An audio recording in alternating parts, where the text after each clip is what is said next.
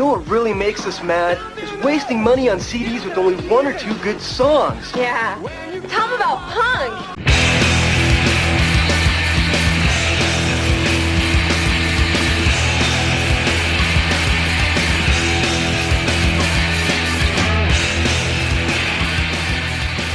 What's up, posers, and welcome to Punk Lotto Pod. I'm your co-host, Justin Hensley. I'm your other co-host, Dylan Hensley.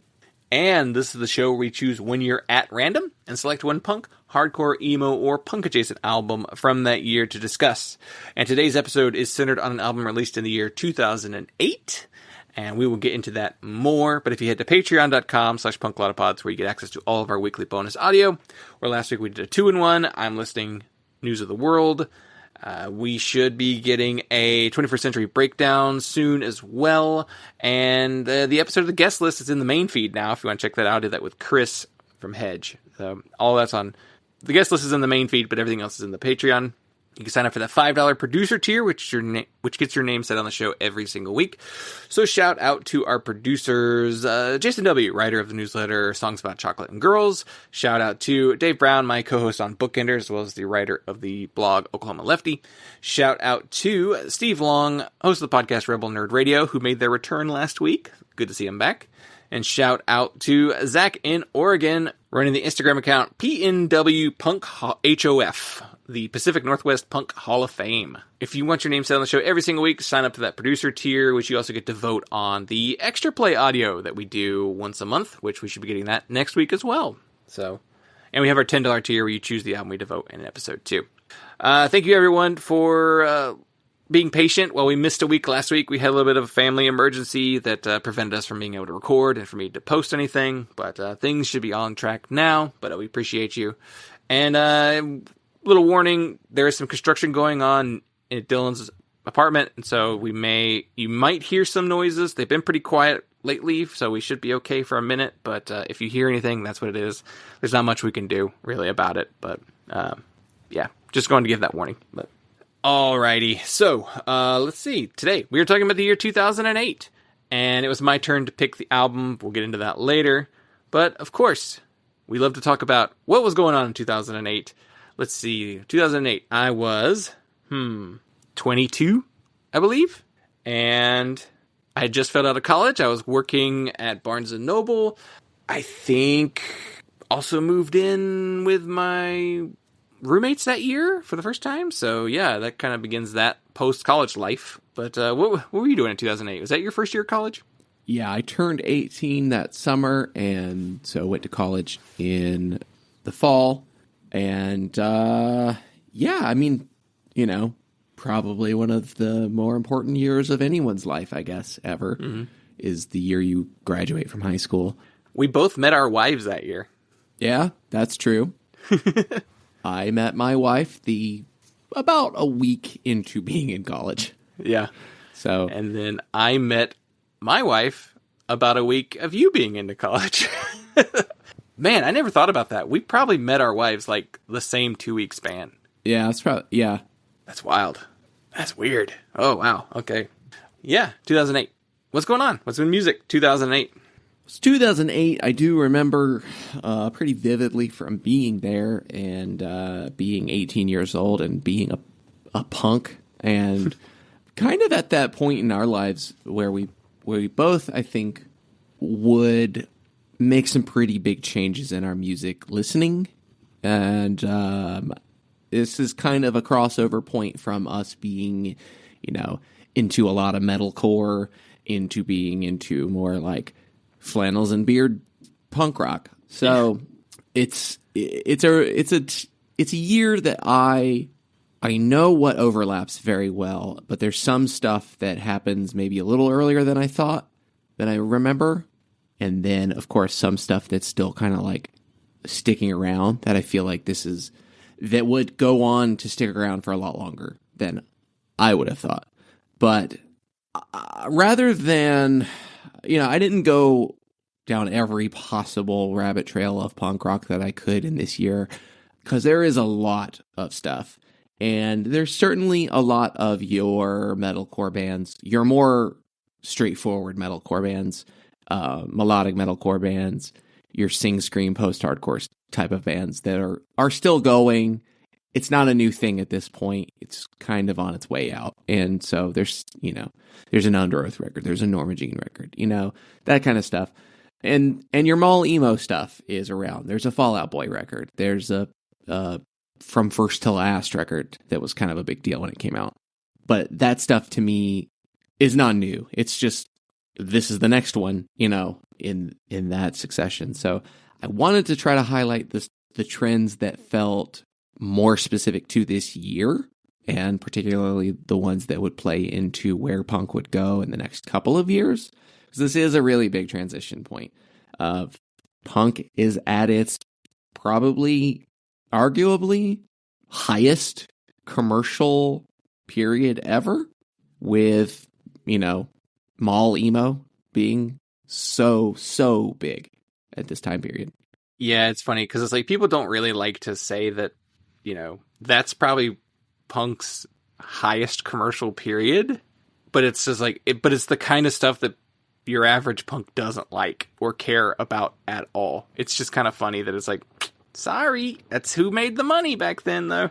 Yeah, and factor that too with there's all the post-Strokes, Interpol, post-punk revival, garage rock revival stuff that is kind of a subgenre of punk. It's heavily informed by punk from different time periods, and like that's still really big in this time period too. And then that's even turning into like electro clash, and I left all that stuff off because it was just like too much, honestly. Yeah. So yeah, it is a very, very big time period for punk rock, and I think that it shifts back towards being more of an underground thing in the next few years, until we get our current moment of our pop punk revival from a few years ago and our chalupa core stuff happening right now. But even that, I don't know if that's quite as big as emo screamo. No, not really. Was in the mid 2000s. Well, also it was like a lot more bands were bigger. Now it's kind of like it's Turnstile. Yeah. Yeah, it's Turnstile. I hear Turnstile in the kitchen at work. I'm not hearing Military Gun or Scowl. Yeah. But in terms of what's big and happening in this moment, and kind of a new development coming from that very mainstream version of metalcore and screamo and emo stuff, deathcore is kind of the core du jour. And so we've got, and that's kind of 2007, 2008, I think, is where that like really starts to blow up. But we got stuff from Bring Me the Horizon, Veil of Maya, After the Burial, Winds of Plague. Ugh. All of that stuff. Ugh. Some stuff maybe slightly related to that, and then maybe coming more from your Scene Kid kind of version, metalcore. We've got a lot of crabcore, crunkcore, swancore, generally proggy metalcore. So Attack. I Set My Friends on Fire. They used a bunch of like synths and stuff. Dance Gavin Dance, who are still around. Yeah. Still very influential too. They have a Sex Pest too that got fired. Yeah. Protest the Hero. Man, the 2000s with the prog stuff. Why? Why was it a thing? So funny. Kind of an odd thing happened around this time period, but we got like math rock that was popular. Yeah. Like Foals, which I really liked that record when it came out. Yeah. I haven't really liked anything else they've done, but I like that one. Yeah, they stripped down the dancey math poppiness. And it just became boring indie rock. This Town Needs Guns. I don't think I've ever heard a single song by that band, and I didn't know what they actually were. I thought they were pop punk. No, I knew they were tappy music. Yeah. Speaking of tappy. Yeah. So the underside of that is we've got our emo revival very slowly starting to build. On the tappy side, your Algernon Cadwallader. That's the most important one. And then Well, that Tiger's Jaw self-titled is a really big record, but it's a different kind of emo. And honestly, the emo revival didn't follow very much in the lane of Tiger's Jaw, despite everybody loving, their first couple of records. Yeah. Well, they liked the one. The EP and the album, yeah. That's it. That's really it. It falls off as soon as that split with Balance and Composure comes out, where everybody's like, I mean, it's just a split. We'll wait and see what the next record's like. And then Two Worlds came out, and everybody's like, I think we're over Tiger's Jaw now. But meanwhile, in 2026, they put out another new record. We also have your true Screamo, your post-hardcore scrams, if you will. And there was a good bit of this stuff happening in 2008, and it would build on itself and eventually grow into your Touche Amore and Pianos Become the Teeth being huge bands and what they call the wave now. But that really does kind of start around here. Honestly, I mean, the true Screamo never really went away, but there was a decent amount of attention on it, I think, at this point, especially a lot of like European bands like Layne and Ditro. But La Dispute put out Somewhere at the Bottom of the River between Vega and Altair. Darling. Probably one of the more important records in that genre. And it happened so far ahead of the wave, because the wave is like 2011. Yeah. I don't know why the wave is marked as this like special different thing. Maybe it's because it's a bunch of records that I didn't listen to came out and everybody loved them. And I was like, I don't care about Title Fight. But we also have that United Nations record, which was a really cool record. That was Jeff Rickley and like some Number 12 Looks Like You and some other people. It was like a super group. They wore the Point Break Ronald Reagan masks. Yeah. In the photos. They did a lot of like album parody covers too. They did like a Sex Pistols parody cover and like the Abbey Road parody cover. Yeah. Which they had to stop. They got cease and desisted. Yeah. The Abbey Road one was great because it was like them on fire. That was a cool one. Yeah, the Sex Pistols one was just like, never mind the whatever, here's the six figures or something like that. Yeah. I'm surprised that one got them in trouble. I think maybe more the Beatles one, but 2008 seems like a fairly significant year for this, and I'm calling it Amazing Core. I assume this is what I think Amazing Core is. We still don't know what it is. I know Bane is supposed to be Amazing Core, but that's really all I know. I know Have Heart definitely is. Songs to Scream at the Sun, that's a big record. Yep. And it's a good record. I remember listening to that Verse record, Aggression, and enjoying that one too. It's been a very, very long time since I've heard that one. But we've got stuff from like Defeater and Stick to Your Guns. So sort of like, that melodic hardcore that Defend Pop Punk guys would be listening to in a few years. Yeah. Yeah, Defend Pop Punk's not here yet, but like, this is the kind of stuff that people who were into this stuff would have liked later. Yeah. We got some punk for hipsters. Fucked Up's Chemistry of Common Life. Titus Andronicus put out the Airing of Grievances. I'd like to air some grievances about Titus Andronicus's long, boring fucking set that we had to sit through that one time. Yeah. They played for a fucking hour. God. An opener should never play for an hour.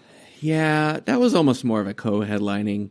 Well, Lucero only brings one opener with them most of the time, and half the time they give them all hour-long sets. Like, I saw Glossary play for an hour, and I was like, this is the fucking worst. I cannot stand this. When you don't know a band, hearing them play for an hour makes you dislike them. There's a Hold Steady record this year. I don't remember which one it is. It's the big one. It's the one with the infinity symbol on the cover. Yeah, you're right. Stay Positive? I guess. I never knew the name of that record. Not too far from your Hold Steadies, we've got... I grouped all these bands together, but your orgcore stuff. And that at this time is including your Heartland Punks. Gaslight Anthem put out the 59 Sound. Easily the most important record from this year for me, personally. Polar Bear Club put out Sometimes Things Just Disappear. Like your career? Yeah. Like that dude's voice. Yeah. Some incredible records. D4's Civil War. Hell yeah. This reminded me, this is my first fest in 2008. Lemuria put out Get Better. Amazing record. And Off With Their Heads put out From the Bottom. Their best record. Unless you count Hospitals as an album. I don't know that I do. And down in the basement of the Orgcore Punk House, we have some folk punks. And 2008, it's the year that killed folk punk. There's a bunch of oogles down there. It turned into suck. Yeah, like really bad. But Nana Griezels, Love It, Love It. I liked that record then. I don't think I could go back to it now. Who was Nana Grizzle people? Defiance, Ohio? I think you're right, yeah. It was like a slightly punkier version of them, right? I always got Nana Grizzle and Rollo Tomasi mixed up, despite the fact that they are literally nowhere near the same band. It's just the names. Yeah, Rollo Tomasi, I also very much liked when that record came out this year. That was basically cyber grind almost. There's that Genghis Tron record too from this year that I loved. I really liked some wacky stuff. You're 18. That's what you're supposed to be doing. Listen to weird shit. I blame the Front Bottoms. It's their fault that folk punk started to suck. Well, it also doesn't help that the dude who was responsible for Planet X basically turned out to be a pest too. Yeah. Wingnut Dishwashers Union put out Never Trust a Man Who Plays Guitar. There's This Pike is a Pipe Bomb record, which I think we did on the show. Convertible. Yeah, I think we did do that one. We did that with Sarah Blumenthal of All Right. Because she wanted to talk about... That was when we did the album EP format, and she wanted to talk about the Seosin EP. We did that on that episode. And 2008, this is going to factor much more into the record that we're talking about. And actually, these next two little branches here. Yeah, a lot of it will come up again in a minute. But this time period was a pretty big step towards, well, in pushing punk back towards the underground, I guess, to tie that thread back in. We get a lot of crust and D-beat and grind. We've got stuff from Dysphere, Discharge, Trap Them, Black Ships, Victims, lots and lots of crusty, blackened hardcore in 2008. We would start our blackened hardcore band, 2009. And also kind of happening in metalcore. And I remember this from this time period, but I think it gets forgotten and overlooked. But 2007, 8, 9 was a pretty significant year for beatdown hardcore. And then it kind of never goes away. I was going to say... Well, I was going to say that 2008 seems like the year that hardcore is trying to take back the scene away from metalcore. Metalcore is now, it's shifting into deathcore as the dominant sound. And then, all of these kind of bands, this amazing core stuff, this D-beat stuff, this beatdown hardcore, it's all just trying to be we're trying to bring back hardcore to just being more like hardcore and less metalcore, overproduced, super slick stuff. Yeah. Yeah. I feel like the popularity of metalcore from this time period, it appealed to a lot of dumb people. Yeah. And then it still managed to find more dumb people. And metalcore is just it just kept going. It's still a thing. It's still way more it's so overproduced at this point. It's they're comping every note of a song now. It's so absurd. I've seen some of it and it's just none of you guys can actually play this shit. You just comped everything in here and did a lot of yeah. It's too produced now. But we've got beatdown records from Cold World, which I could have mentioned in the Also Ran, but I wanted to make enough of a point about beatdown hardcore as a thing that I threw it here. But that Cold World record, I saw that a lot of places dedicated to babies who came feet first. We got D's Nuts. I forgot about them. We got Immure. Is this Kurt Angle cover? Is it actually Kurt Angle on the cover? Yeah, you didn't know that with the mouth guard in? That's Kurt Angle, on the cover of that one Immure record. Black and white cover. Yeah. The Respect issue. That's not Kurt Angle. I don't know which Immure record has Kurt Angle on the cover. I was asking if that was the one. There is one, though. Let me see if I can find it. It is Kurt Angle. Yeah. Wow. You never knew that? No. Yeah, that's Kurt. That's wild. Wearing boxing gloves for some reason. Yeah. Perk Angle.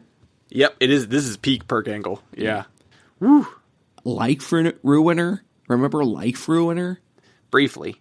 I only remember that because me and our guitarist were talking about doing a band called Life Wrecker, and then you're like, you mean like Life Ruiner? It's like, oh, that is way too similar. We did that thing where like you pick a band name first before you started actually even doing anything, and then you never do anything. One of those. Yeah. Pick the title first, though. Yeah. But what did you almost select? I had a hard time. I don't know why I was having such a hard time. I think I was trying to stay away from certain things. Or maybe it's the case I saw the album early enough and I was like, that's the one I want to do. And then I just had to find other things to nominate. One of the first things I considered was Voices by the band Abel Baker Fox. And this was a post-hardcore band, kind of post-hardcore band, super group made up of members of Small Brown Bike, Coalesce, and the Casket Lottery. And they did one record and then didn't do anything for a while. It was very much like this was the Small Brown Bike version of The Draft, which was the Hot Water Music side project, while Chuck was off doing his thing. And it was a fun little record. I like the people all on it. It's one of those records, though, that I hadn't listened to in a long time, and I don't really remember very much about it. It's one of those albums where it's just like, I remember liking it, I remember thinking it's good, and all I really remember is just, it seemed like it was just slightly softer Small Brown Bike, was kind of what it sounded like to me. Or maybe slightly heavier Casket Lottery. Doesn't sound much like Coalesce, though. Yeah.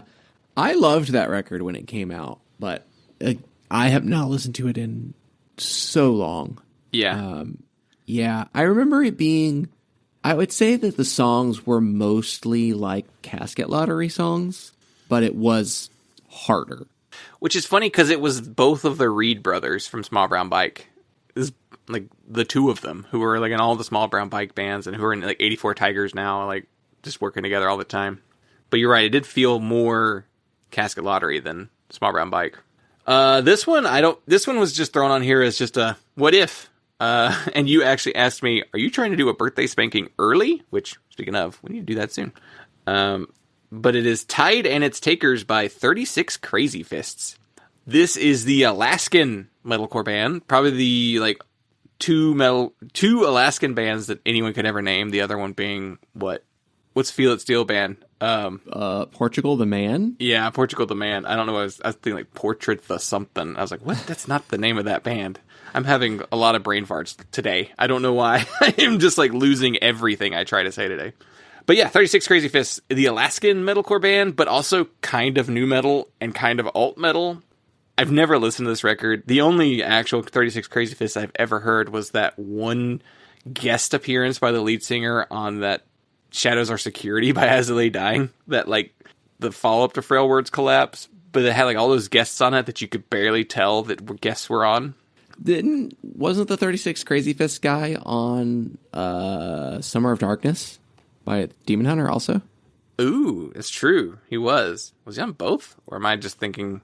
I have listened to Shadows Are Security in a long time, but yeah, you're right. Maybe I don't know why you would. Yeah. I will eventually when the metalcore series gets to that point, but that could be a very long time from now.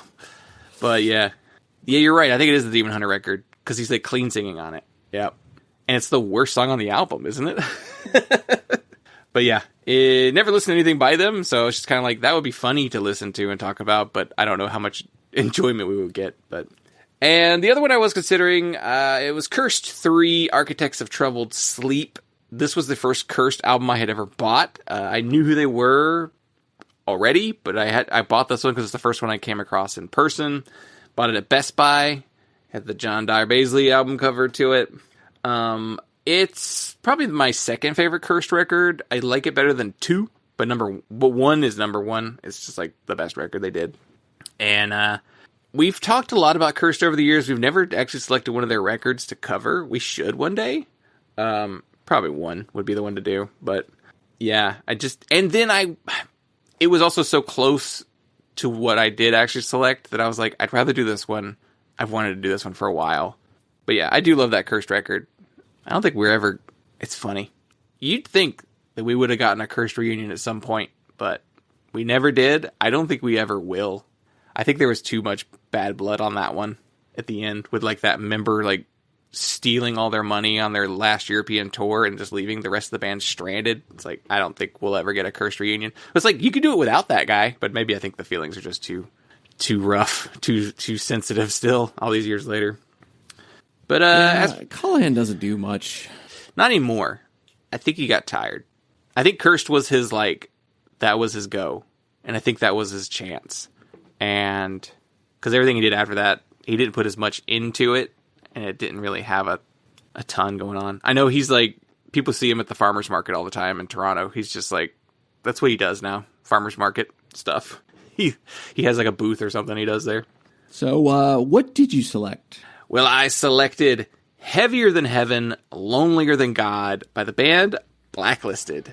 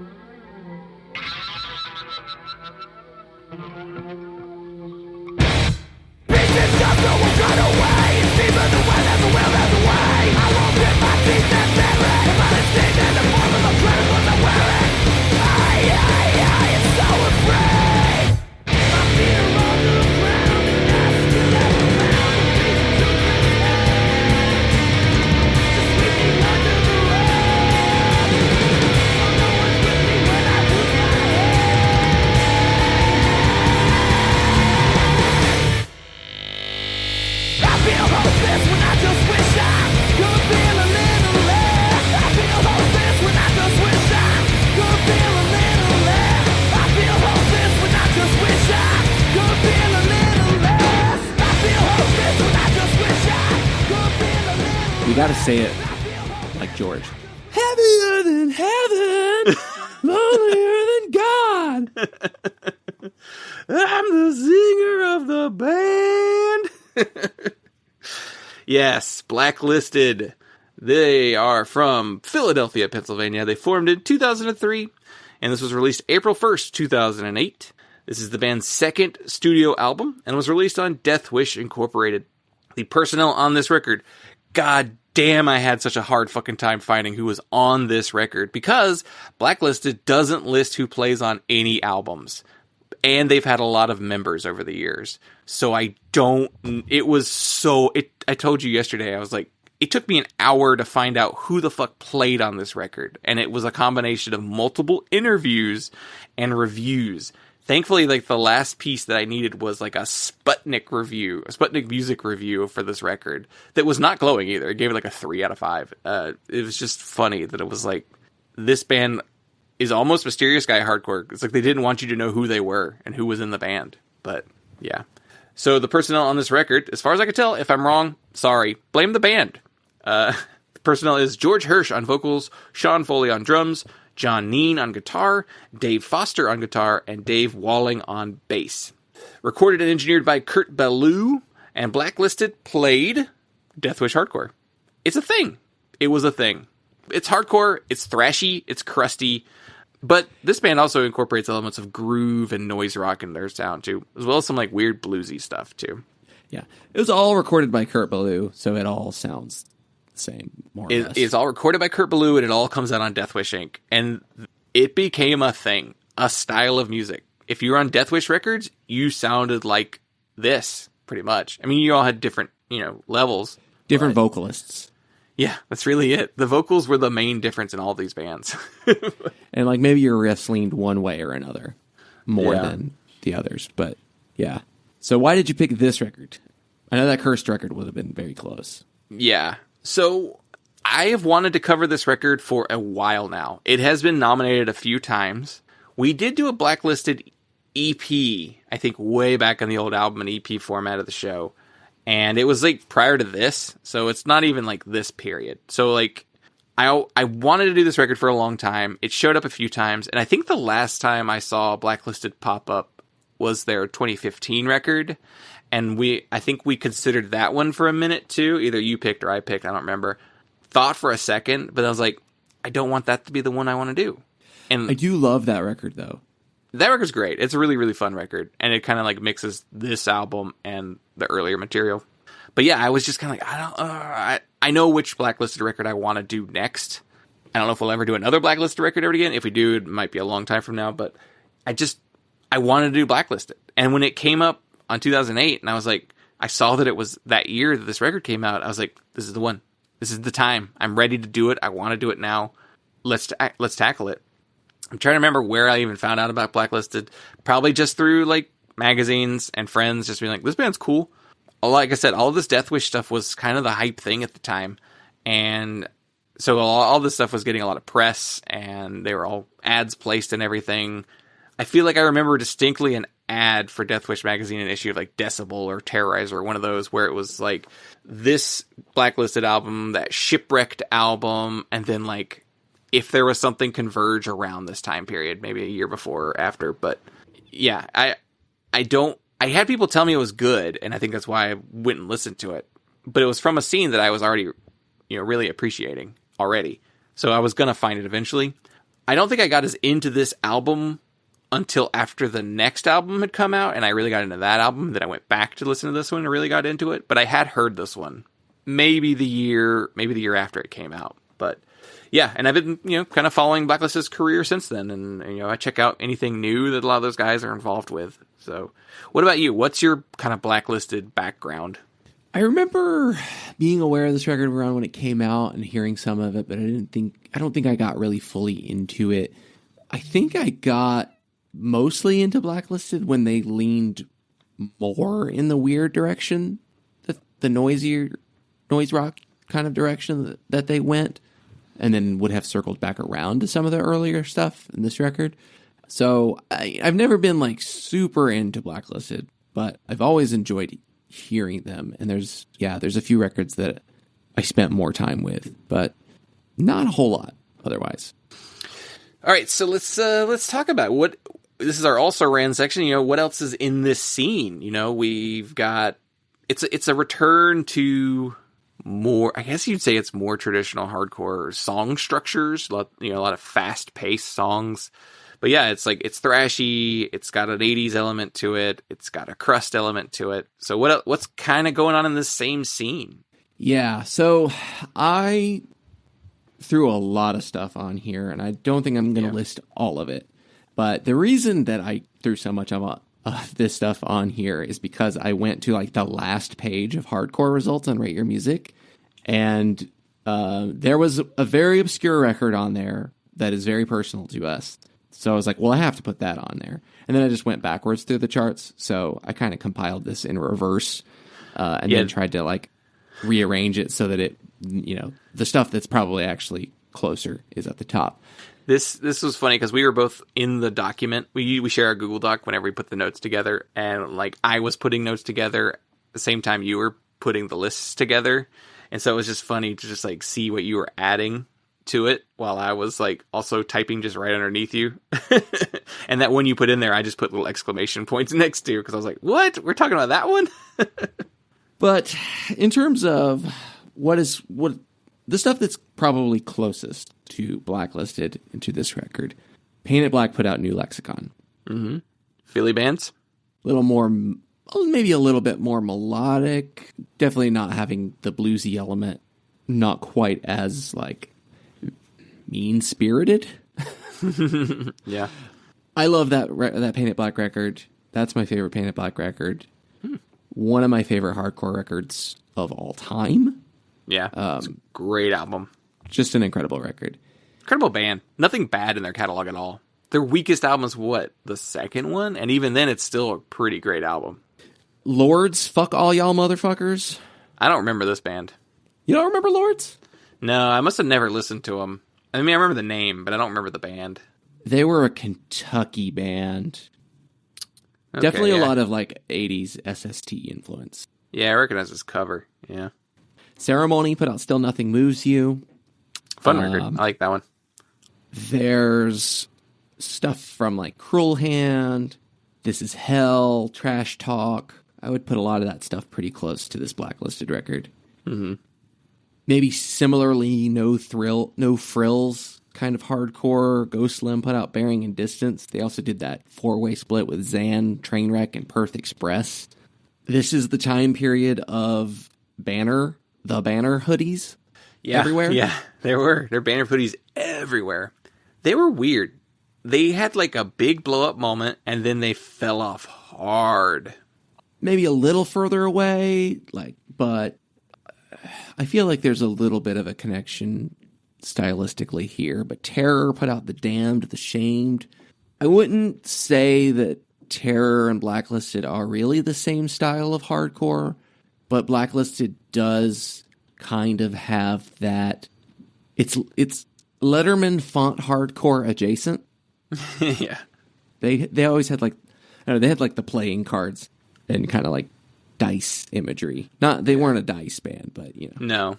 And then you can kind of go off into more of your power violence sort of direction. This one totally caught me off guard. I totally forgot about this record, but I came across it as I was going. But that Pusher self-titled record, do you remember Pusher? Vaguely. I remember the name more than anything. Yeah. Kentucky, Breather Resist, Coliseum, and Lords members. I remember hearing that record in 2008 or 9. It's a Louisville band. Failures put out that self-titled record. Much more of your Ampere kind of screamo. Yeah, Failures was a little more hardcore though, but it's Will Killingsworth band.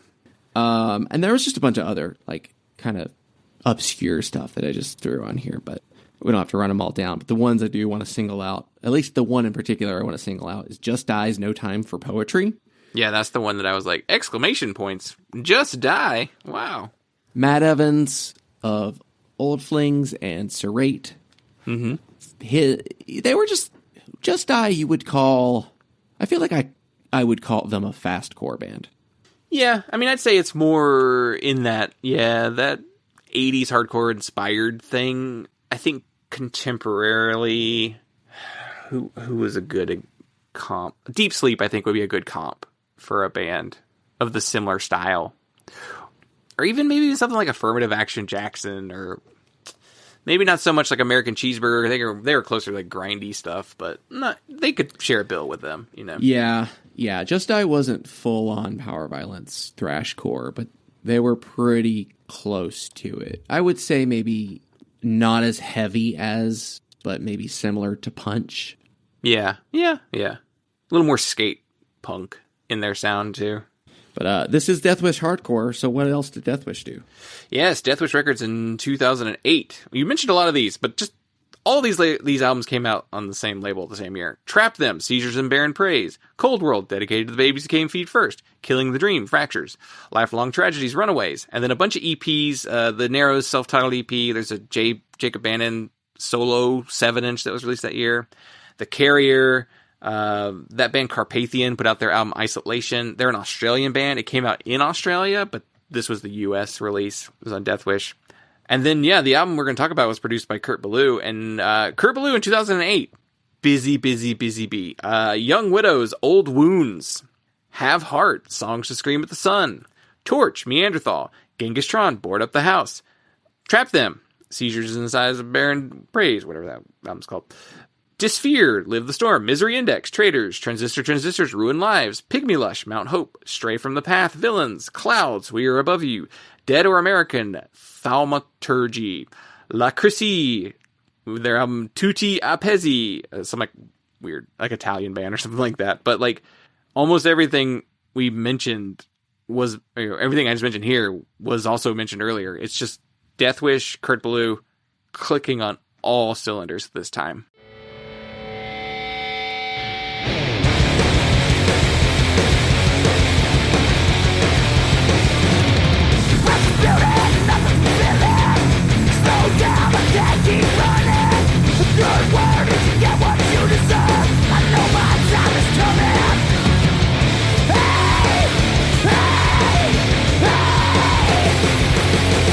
I'm the only one left in my life.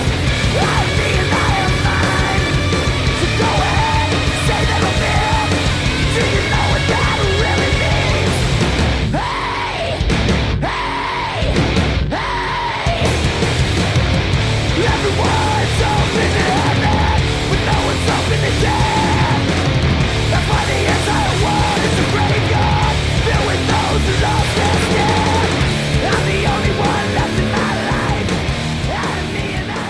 let's get into the story. So, Blacklisted formed in 2003 with the initial lineup of George Hirsch on vocals, Tim Smith on guitar, Jay Pepito on guitar, John Neen on bass, and Zach Trotta on drums. They released their self-titled demo as a 7-inch on their own record label called Walk All Night Records in 2003. They then got the attention of Stillborn Records, which I believe was Jamie Josta's record label, and released the EP Our Youth Is Wasted in 2004, also split release on Walk All Night Records. And there was some membership shakeup during this time period. It seemed like Blacklisted was heading towards a breakup. You know, we had already lost some people. Jay Pepito, he leaves the band to go form Reign Supreme. Tim Smith has to leave the band because he has a heart attack. The bassist. Basically in 2006, everybody's like, Blacklisted's over. They're going to play a couple festivals, and that's going to be the end of it.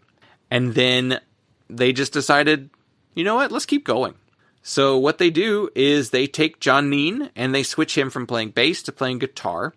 Apparently he was kind of nervous about it. Also, I never found any articles that specifically said John Neen is the one who did this. There's an interview where he said, I talked Bean into playing bass or playing guitar instead of bass, and he was unsure of it. So I assumed Bean was Neen. Apologies if it's not him. I think it is, but that's one of the most annoying things about researching them. Apparently, though, John played guitar before he played bass, so he's probably a guitarist first anyway. So then they bring in Cold World guitarist Dave Foster to take Jay Pepito's spot. And then we bring in a new bassist, Dave Walling of the band Damage, as well as the owner of 6 Feet Under Records. And then Zach Trotta at some point is replaced by drummer Sean Foley. I think by this point in the band, the only one that was really causing it to be like, we might... It was Tim having to leave, Tim Smith having to leave, and Jay Pepito leaving. I think that's where it kind of becomes like, do we keep going? I'm not sure. But yeah, they wind up getting a deal with Deathwish, and of course Deathwish is run by Jacob Bannon of Converge, and they released their first full-length album, The Beat Goes On, in 2005. They do a split with First Blood and the comp called We're Unstoppable that same year. And then in 2007, the band released Peace on Earth, War on Stage as a 7-inch and features 2 songs that would wind up on this album, Memory Lane and Canonized. And this record was recorded and engineered with Kurt Ballou, also of Converge fame, at his God City Recordings studio in Salem, Massachusetts. And Kurt is already well known and well established as a producer/engineer. And he kind of made his name working on albums by Cave-In, ISIS, The Hope Conspiracy, Page 99, and Frodis. The record was pressed on vinyl and CD, and Side A is called Heavier Than Heaven, and Side B is called Lonelier Than God. And the band actually did make a conscious effort to sequence the record with vinyl in mind. He kind of explains how, you want to end Side A on a peak, and then you want the B-side to start at that same peak, but then also kind of develop its own peak on its side. So that's kind of a neat way of looking at it, and not wrong.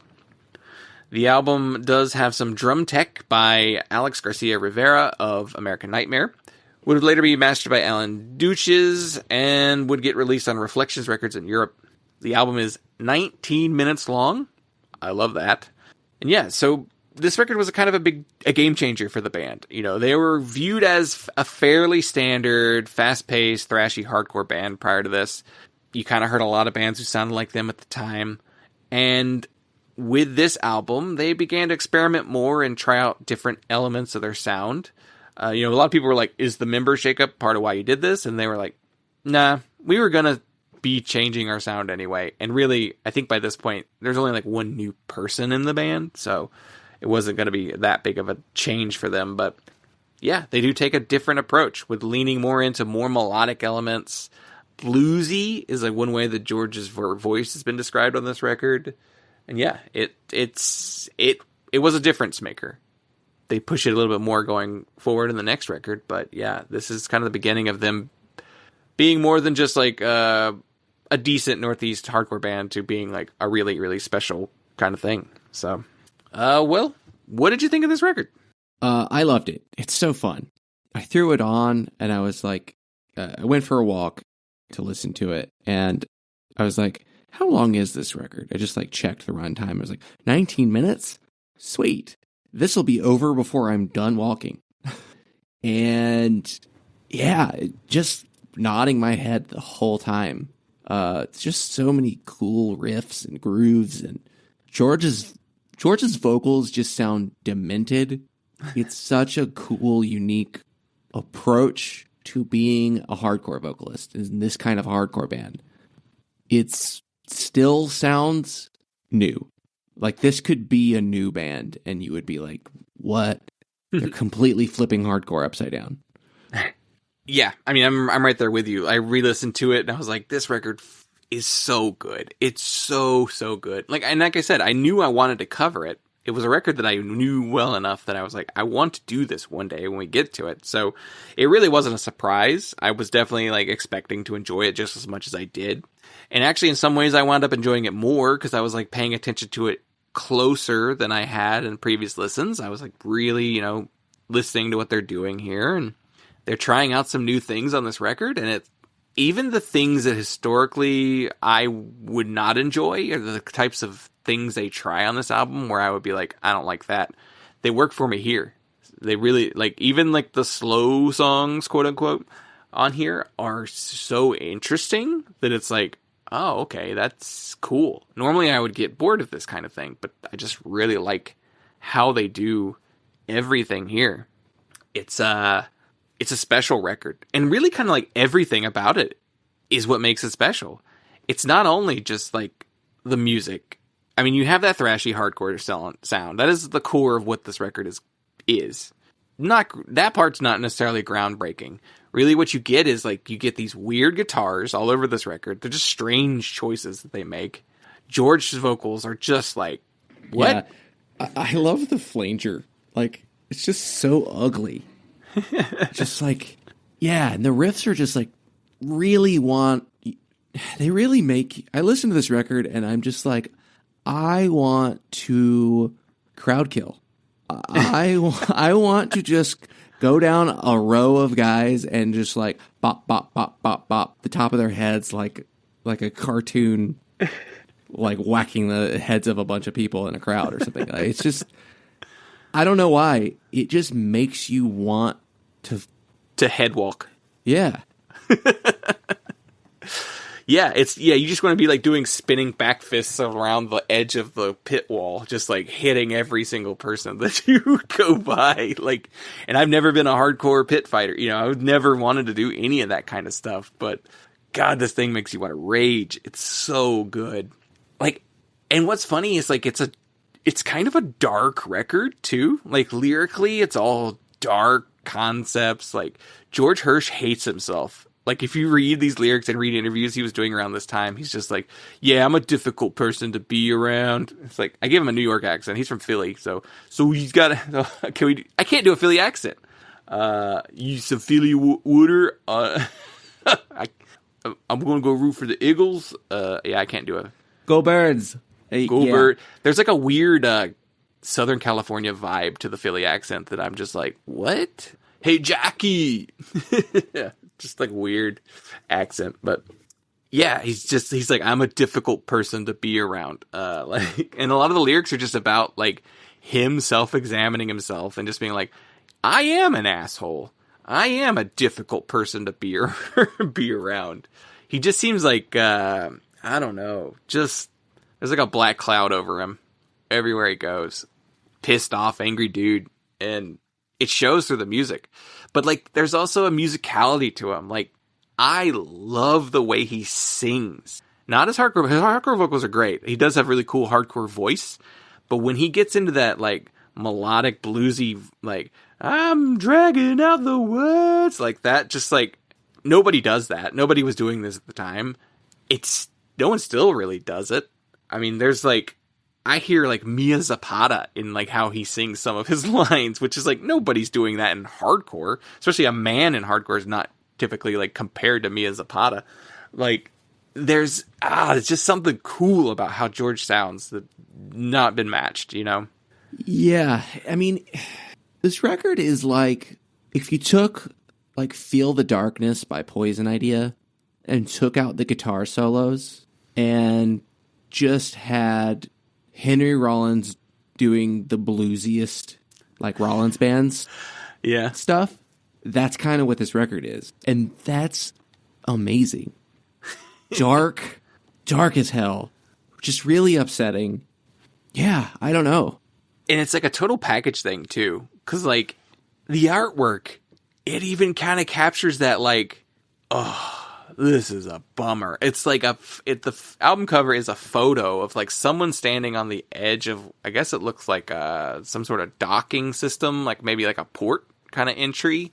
And it's like someone standing on the edge of it with their arms like outstretched. And it definitely is giving, I'm going to jump into the water vibes. Like this is me at my lowest point and I am about to, do something very bad. Which to the point where it's like, did you ever see the remastered cover they did a couple years later? Where it's just like the woman like laying on the... Yeah. And it's original to the artwork. It's in the liner notes, but it's nowhere near as good of a cover. The original is such a better cover. I don't know why they thought that they should do the photos, the liner notes photo as the album cover for the remastered version. And it was the wrong choice. I don't know why. But yeah, it's just like a total package of just like, this is depressive hardcore, but like, it's still fun to listen to. And maybe it's more of a catharsis, right? Like it's I'm depressed, I'm angry, nothing is going my way. And this is that letting all of that out in this like aggressive way. It feels like the real outlet, like this is how I get out all those negative feelings, by just writing about it and singing about it and like just making just like dark, angry, pissed off hardcore. And it's a phenomenal record. It's so good.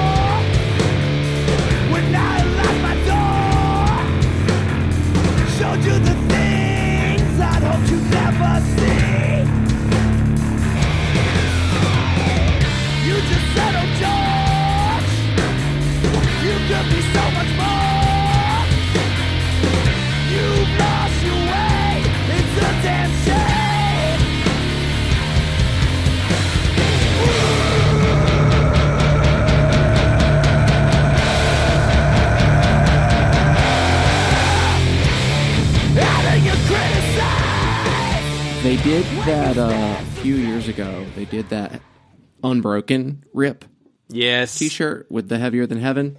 Yeah. It's very similar to Unbroken in that way of just being like so down. Yeah. Yeah, they did that there was like a reunion. Like Unbroken had reunited and Blacklisted had reunited and they were doing shows together and that's why it's like a shirt and they did like a special show cover of the same design too. They have a couple actual like show variant covers. There's like 3 out there that I could find. They're vinyl guys too, which is cool because this is the time where vinyl is like beginning to pick up as like the thing in punk and hardcore again. Because it was cheap at the time. It was cheap to get vinyl made, and it was different. It kind of made you stand out. And it was such a part of like punk and hardcore at this time. And I do like that they kind of like wrote this record or at least put the record together with that in mind. It's one of those records where it's kind of hard to really like pick out individual songs because there's just a lot of songs that are just like, they're just a really fast paced song. And then maybe it's got a melodic element to like 1 or 2 songs in the batch. But there are a couple songs that really, really stand out as just like doing something different. It primarily, I was thinking of the song Circuit Breaker. It's like the middle track of the album. One of the middle tracks. Not sure which side of the LP it's on. But it's the one, it's like got this huge big riff intro. It's a fast paced song. And then it just proceeds to get slower and slower as the song goes on. And then you get tons of like feedback manipulation, lots of like bass forward, breakdowns. A lot of bass on this part of the song. The bass really gets to show off on this song. I don't know if this is when they played live a lot, but it is just like a very like, this is them experimenting. Because they had never done anything like that on a record before. And they were like, we tried to do something really different. This is the song where it sounds like, there's 2 sounds on this record that I'm just like, what is that? I think they're both on the bass. But there is this like, it sounds like a pick scrape, but just like a very slow one on a bass string that doesn't, you don't really hear it going up or down the neck. It's just like it sounds like a scraping, clicking, just like a sound. And like, I don't even really know what it is. It could just be like a slight sound that they then sample and repeat. I don't know how they do that noise, but it is like a weird tone to it.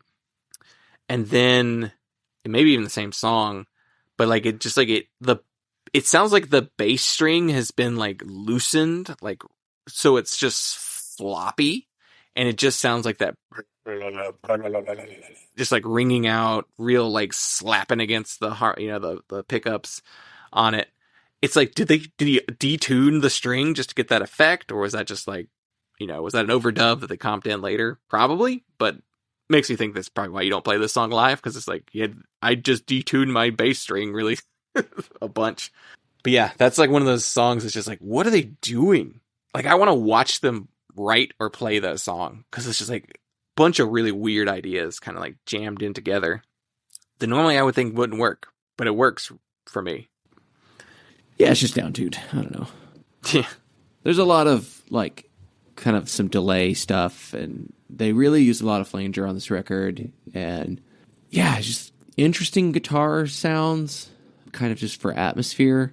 There's a lot of groove here too. Like, there's tons of groove all over this record. One review I read said like it's got some helmet guitars on here, which I hear a little bit of that too. I hear Pantera. I don't know if that's a direct influence, but I do hear some of that. And yeah, just a lot of lines that just kind of stick out to you, like, we don't need Jesus to please us, line in there. Or then like on Memory Lane, where he does like that, he holds the note, like the extended scream thing. I was like, oh man, I haven't heard like an extended scream in a long time. That used to be a thing. Remember when like the vocalist holding the growl or the scream for as long as possible was like, oh hell yeah, that's so cool. And like nobody does that anymore. I don't know if that's good or bad that they don't do it, but I'd love another like Sean Jonas long sustained scream growl. Album cover, it's a person standing on the edge. We mentioned all that. The photos I think are by Melissa Farley, who I believe is somehow related to Sean in the band. We have Jay Bannon did the design for this as well. And lyrically, there wasn't a ton that I pulled out. It's basically just a record that tackles like hopelessness, bad relationships, self-hate, being in a bad mental health state.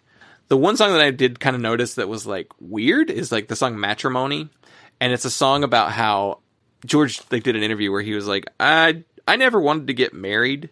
He's like, to me, marrying is subtracting from yourself. And I'm all about upgrading my life and improving it and not about taking things away. And it was just like, man, that is a nihilistic approach to marriage. It's just like, if you think marrying someone is subtracting something from your person, then it's not a good relationship. Yeah. Gotta owe somebody. Yeah. And I don't know if he's ever softened on that, but it definitely is like, I think you took the wrong lesson of marriage. I don't know where you heard this from, but yeah, ball and chain. You can't do what you want to do. Like, what? There is like a funny name drop to one of the members of the band Cat Power. I don't know why he name drops it. It was pointed out in several articles I read that were like, weird, awkward name drop of a Cat Power band member, but I think it was pretty well regarded at the time. I found mostly positive reviews. The only negative reviews I found were like user reviews on, user driven sites. So like, I don't even necessarily count some of those, but I did find some reviews. Scene Point Blank did a pretty decent review, and I took 2 big chunks out of it. So musically, Blacklisted have continued to develop their sound within the realm of hardcore. They have built upon the unadulterated aggression that fueled their previous material by infusing more complexities. By no means are they venturing into the land of technical metalcore or avant-garde indie rock, but Blacklisted have found ways to become progressive, adding depth to their music. Layerings of distortion, guitar effects, and other techniques not of the norm to hardcore have allowed them to blur the line of hardcore, all at the same time still demonstrating that they can rage with the best of them. And then this part was about George specifically. For Hirsch, there is not a single moment of his life that is safe from his overly critical self-analysis. Hirsch is beyond honest, revealing his deepest feelings of anger, frustration, resentment, depression, and hatred, all of which at some point seem to be directed inward. Never has an individual been so forward or sincere, but truthfulness is cathartic, and without these releases in his writings, Hirsch may have ended up a victim of his own hand. And then Punk News did a review, and just pulled this out. What ultimately separates Blacklisted from the rest of the pack of contemporary hardcore bands is their approach. They don't try to write the hardest riff or the cleverest lyric. They don't worry about what the kids in the flat-brimmed hats with arms crossed at the side of the stage will think of them. Instead, they just go for it, creating music rooted in emotion, exercising their demons, and transcending the narrow confines of their genre. Acting coaches are commonly heard to utter the directive, commit, to aspiring thespians that can't break through the barrier of real emotional performance. In this sense, Blacklisted commits like few others in heavy music. And it does seem to be kind of like the running theme of every review is just like, it's catharsis, they're hard on their sleeve, it's like laying it all out there and trying new things in hardcore. And they pay off, and they work. Do you have any favorite moments on the record before we get into the aftermath? Just how it starts. I think that build-up of the intro into that first song is just so killer. They could have probably just done that and then a lot of forgettable stuff on the rest of the record, but fortunately they didn't. I do think the rest of the record is very, very strong. Just a very consistent listen. Yeah, super strong record. All right, so let's wrap things up here. They would go on to release 2 more albums. No One Deserves to Be Here More Than Me in 2009, which was just a year after this one. And that is the record that goes like really into like that noise rock. They really dive into like the more melodic elements. I love that record too. It's not as important as this one, but that was the record that I like fell in love with the band on.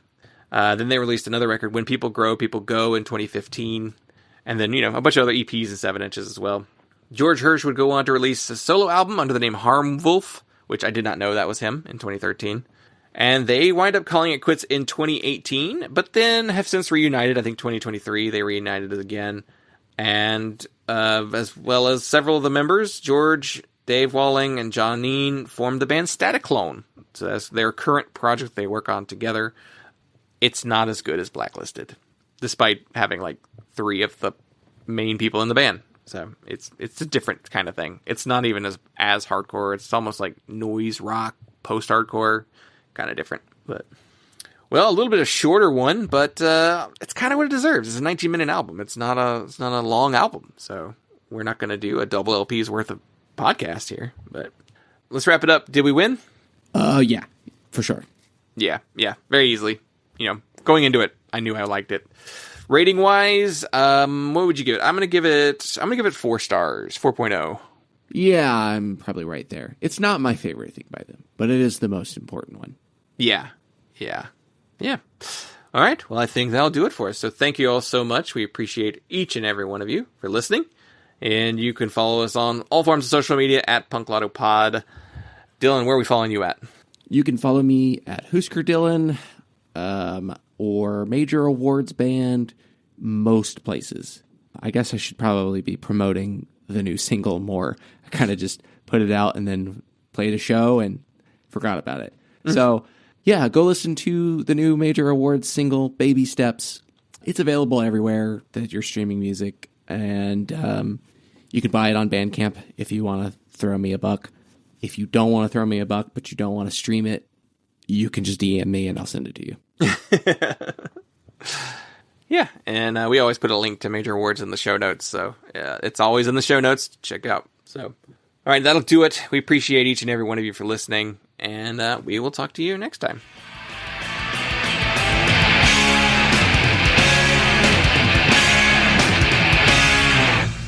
To order Punk, call the number on your screen. Rush delivery is available. Remember, this special offer is not sold in stores.